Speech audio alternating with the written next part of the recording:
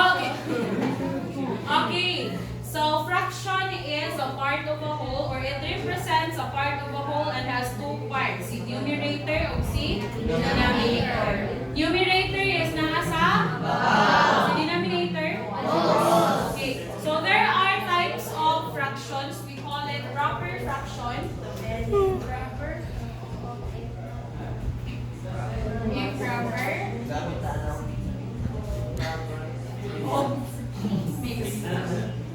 Mixed fraction. Sige. Proper fraction, improper fraction, and mixed fraction. So what do you think is a proper fraction? 1/2. Sabi gamay.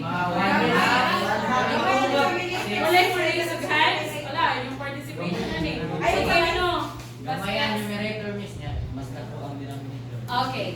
So, si proper fraction is, proper siya, it's because gamay si numerator, dako si denominator. Like for example, 1/2, 1/4, 4/5, something like that. So, basta mas gamay si numerator kasi na kaysa sa denominator. How about improper fraction? Yes, denominator. Sabi na po. Mas dako si numerator kaysa ni denominator. Give me an example. Ano? Sige na niya. Ikaw. Example of improper. 3/4 miss. Improper. Mas dako si numerator kaysa ni denominator. Yes, miss. 4/3. 4/3. 5/4. Another. 5/4, 3/2, 6/2. 6/2. Okay, 6/2. Last. Sige. 5/4. Okay. So this is improper. Bali ni proper. Kung si proper galing nga gamay si numerator, dako si denominator, si improper gibali. Dako si si numerator, then gamay si denominator. How about si mixed fraction? Sa pangungka.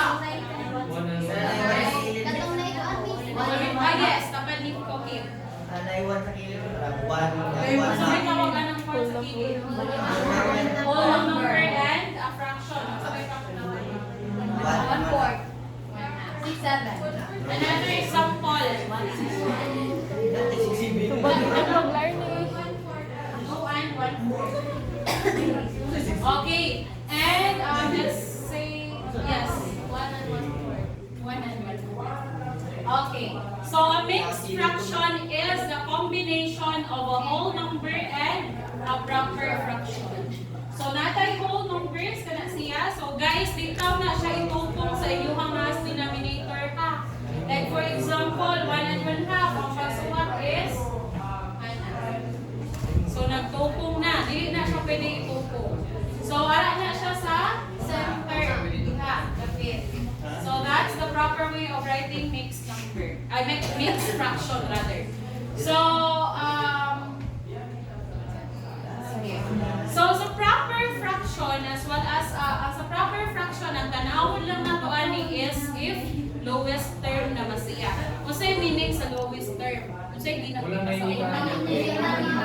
okay, dili na ma-divide. Like for example, let's have 3/6. Kaya si 3/6, is it in lowest term or wala pa? Wala pa. So, pila may lowest term? 1/2. 1/2. Wala? 1/2. It's because it can be divided by 3. So, 3 divided 3 is 1, 6 divided 3 is 2. So, again, basta mag-add na gani, add or subtract or anything else, make sure na yung final answer is in lowest term. So, dapat wala yung maka-divide. So, si improper, dili pa man siya lowest term. So, we need to convert this into mixed fraction para manito siyang lowest term. So, for example, 4/3. How do we convert this into mixed fraction? Improper. 4 times 4 divided 3. Okay, mag-divide. Isa man ito i-divide. 4 divided by 3. Okay. 4 divided by 3. So that is 1 and 1. okay, that's 1 and 1/3. So another way para mas dali sa inyo ang pag-divide, no need to show this solution na. So again, ang ato ang timan-an, ang ganang answer sa inyong divide or the quotient is our whole number. Wala. There. Si remainder, kanina sa ubos, mo ni gitawag og remainder. So this will be your new numerator. So diha, 1. And then your divisor is still your denominator. So copy the denominator lang. So for example, si 6 halves. Okay. So 6 half is 6 divided by 2. Or we can have, or directly na lang. Copy the denominator. 2. So 6 divided by 2. Pila ka to ang maso ni 6? 3. Okay. So 3 times 2 is 6. So ang iyahang remainder is 0 naman. So this will become 3 na lang. Kaya 0 over 2 is equal to 1 or 0. So wala na siya. So 3 plus 0 is 3. By the way, para mas masabtan sa tanan, kaning mixed fraction is also written as 1 plus 1/4 para mo 1 and 1/4. Dili na siya multiply ha. 2 and 1/4 is equal to 2 plus 1/4. So diri 3 and 0 halves, that's equal to 3 plus 0, which is 3 like it happened. Okay, another example. So 6 halves is 3. How about si 5/4? Pila? Okay, copy denominator 4. Pilay masod ni 5. Pila ka 4 ang masod ni 5. Okay, o sana ka book 4 ang masod ni 5 guys. Sige, pilay remainder. 5 minus 4. 1. So that is 1 and 1. Pero if mag-limog mo ani, you can use this one. Pero ayaw ipakita sa ako ang ipangayo nga solution ha. Okay. So, question regarding improper to mixed fraction. Or converting improper to mixed fraction. Wala na. Another example.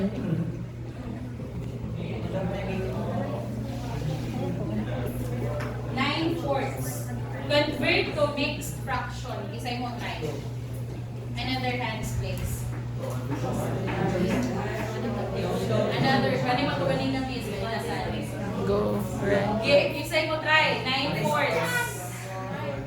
Dili nga part B. Dili nga side B.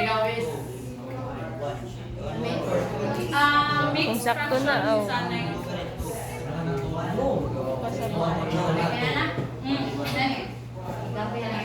Isa din Rachel. Kuya daw na po. Sige. Go, Arnie. Kung dili. Again, always copy the denominator. So, 2. Kung dili masakto, Larnie.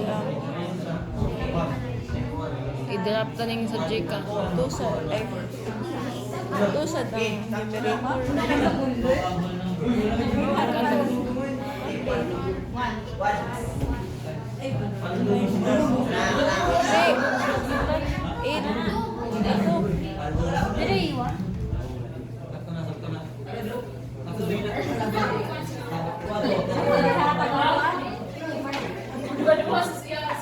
Okay, so 9/4 i-divide na to. So copy the denominator 4 and then 4 divide or 9 divided by 4. Pila ka 4 ang masud ni 9. So that's why na may 2. Pila may kita or sobra? 1. So that's 2 and 1/4. Okay. Sige, so nahinuntungan na ang paagi sa pag-convert sa improper to mixed. Okay. Now let's move forward to mixed fraction to improper. How do we convert?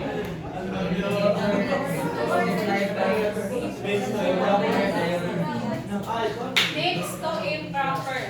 So, from mixed fraction, atong ibalot mo with proper. Sige, let's have the 1 and 1 half. Hanggang 1 half. 1 and 1 half. So for us to convert mixed fraction to improper, we'll need to multiply the Okay. Denominator of whole number and then ilang product plus sa babaw or the numerator. So the answer for that is 2 times 1 is 2 plus 1 is 3. So we have 3 halves. Okay. So mix to improper again, i-multiply si denominator of si whole. Ang answer i-plus ni numerator, then copy the denominator. So another example, 2 and 1/4. So again, just copy the denominator. Denominator natin is 4. Common siya ha. So 4 times 2 is 8 plus 1 is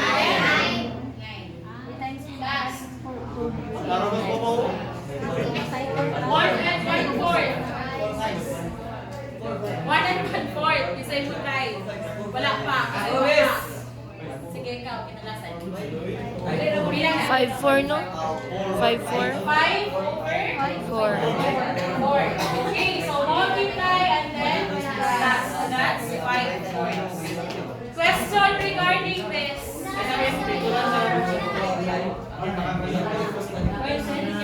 there differences? Same denominator. Isa to. Sige din, Larnie. Isa to similar. Okay.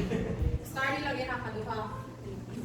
Similar fraction is wherein duha ang imuhang list of fractions are having the same denominator. So that's similar. So the similar is lain-lain of denominator. So when we add similar fractions, 2/3 plus 1/3. So adding similar fractions is we just need to copy the denominator and then add your numerator. That's 3 over 3. That is equal to 1. Okay. So basta magkapalitan na gani ang numerator o denominator, that is automatic 1. Very good. How about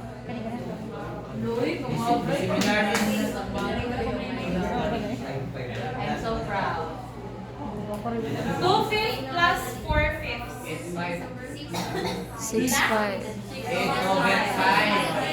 6/5 or ilan naman ni siya? Imo siyang mixed fraction. 1 and 1/5. Very good. So again, dapat ang tanang final answer is in lowest term. So wala na yung question sa similar fractions. Okay, easy lang similar fraction is. How about si dissimilar fraction? So dissimilar is lain-lain of denominator. So let's have Let's have Umarin. 1/3 plus 1/4. We can have 2 ways in solving this. 2 ways. So first is LCD method. And then cross multiply. Nang sa nakasabot. Butterfly method. Okay, so sa LCD guys, LCD stands for the least or lowest Automatic ba siya? So taas-taas ni siya ang pagi. It's because you need to list all the multiples of your denominators. And then pakitaan mo siya og dinakagamay na pariha. So for example, we have 3 and 4. So 3, 6, 9, 12, 15, 18, and so on. So sa 4, ang iyang multiples is 4, 12, 16, and so on.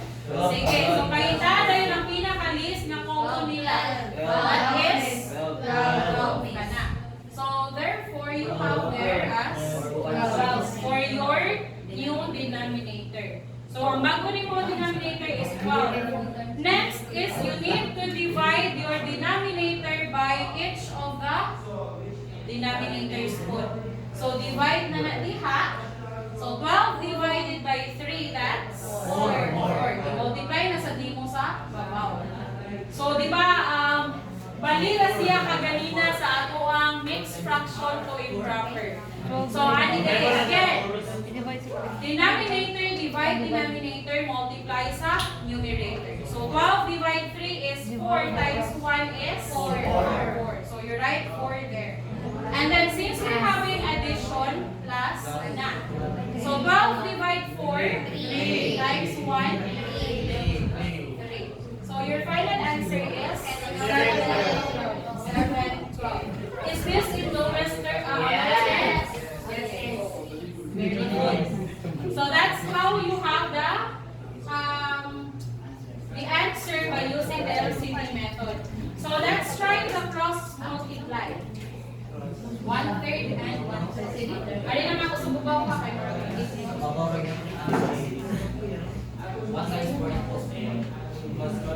multiply. From the word itself, we will multiply.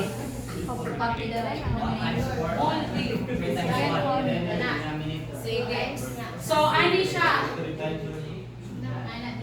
And then, multiply this part here. Multiply your denominator and then multiply po ng nag-add back. So, 4 times 1 is 4.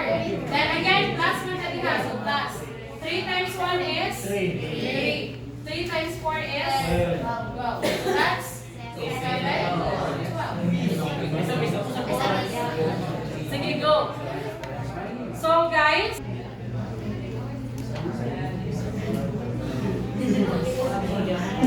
5, 6 plus 1/5. Sige, isay mo pakita sa LCD nga method, isay ganahan sa cross multiply. Sige, go.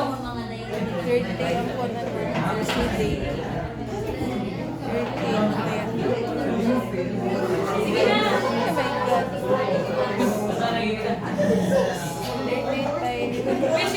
Whichever you prefer na lang. Ano tayo eh? Cross multiply or LCD?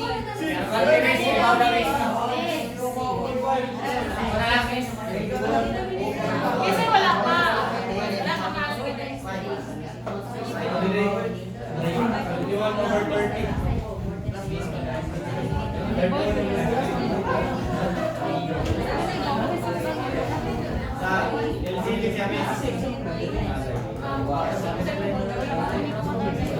Cross multiply.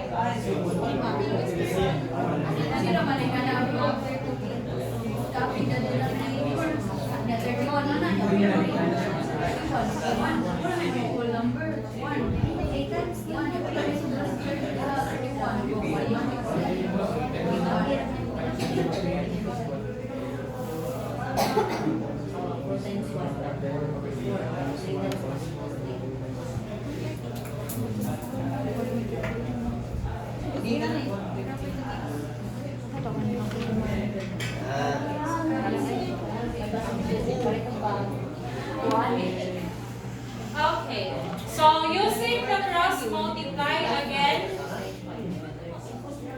multiply first your denominator. 6 times 5 is 30. So, i-multiply sa nasidha. 5 times 5 is 25. 6 times 1 is 6. 25 plus 6, 31 over 30. This is improper fraction. So, ato pa i-convert into mix. Divide. So, 1 and 1 over 30. So, this is the final answer. Guys, sa inyong papilon yung tungkol sa quizzes at Zapuan exam, make sure nga again, nakabox inyong final answer or naligyahan ninyo or inyong i-circulate. Basta tibaihan lang ang final answer din siya. Okay? Sige. So, let's show the LCD nga method. So, again, sa LCD, you need to find the least common denominator. So, pwede kayo maglista diha. Sino ko?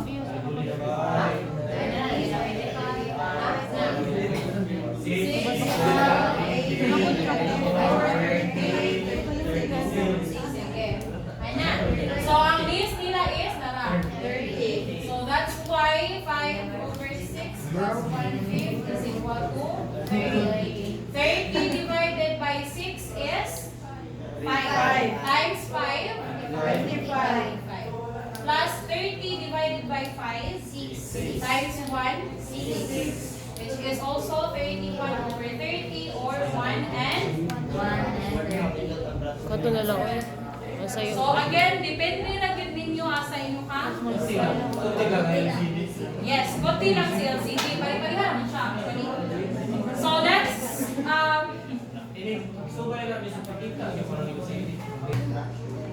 kanang mixed fraction na siya. 2 and 4/7 plus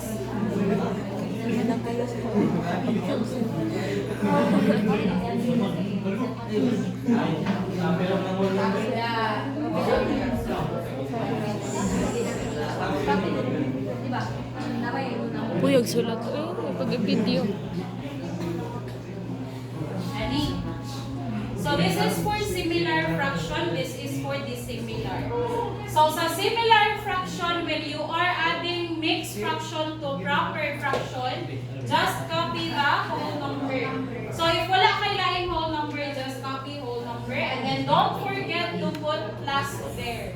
Okay, basin malimot mo ba? Malimot na dayon. Sige. So copy the denominator and then you add your numerator. So that is 2 plus 1, which is 3. So the final answer is 3. Anak lang. So mine. Question.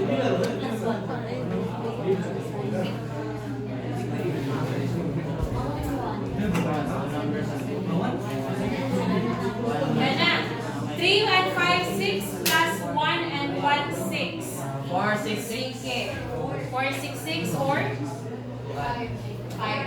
So again, first things first is tanaw mo, if pulos ba siya na ay whole number.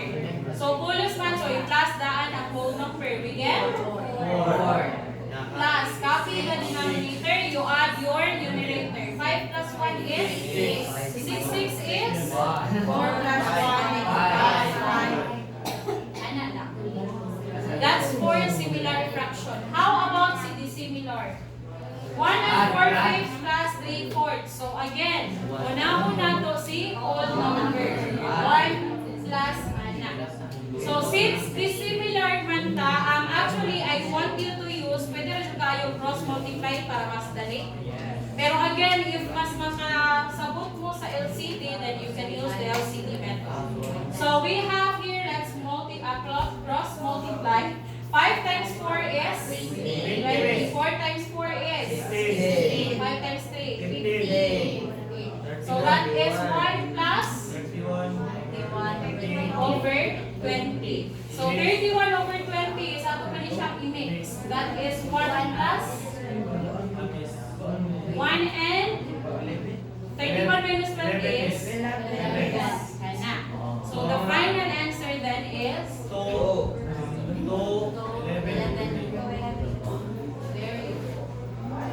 So that's how you solve the mixed fraction to proper fraction.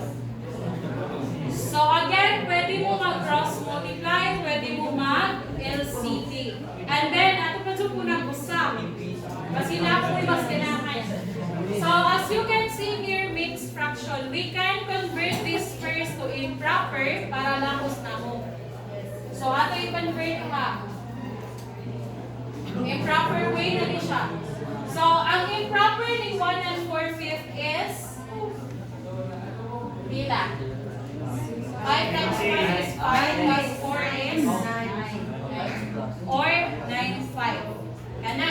9/5 plus 3/4 is ano lang. So pwede na mula ko sa cross multiply. So that is 20. 36 plus 5 times 3 is 50. So 36 plus 15 is 51 over 20. So i-divide si 51 by 20, you get 2. 42. 2 and 11, 20. Okay, 20 times 2 is 40 plus 11, 51. So 1 and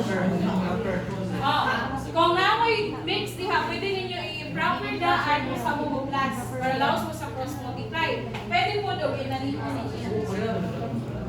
Parihan ang answer. So, just make sure nga ang final answer is in lowest term. No. Sige, another example sa asa. Okay, time?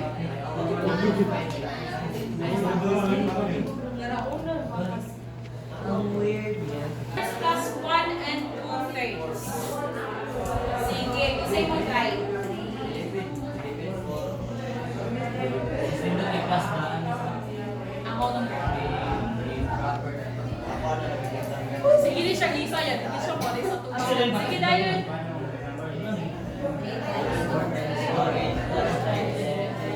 Sige. Dili sa front, the girls, wala yung mas white. Wala lang may... Monica. Wala pa rin. Wala pa rin. Ayun, wala pa rin. Uy guys,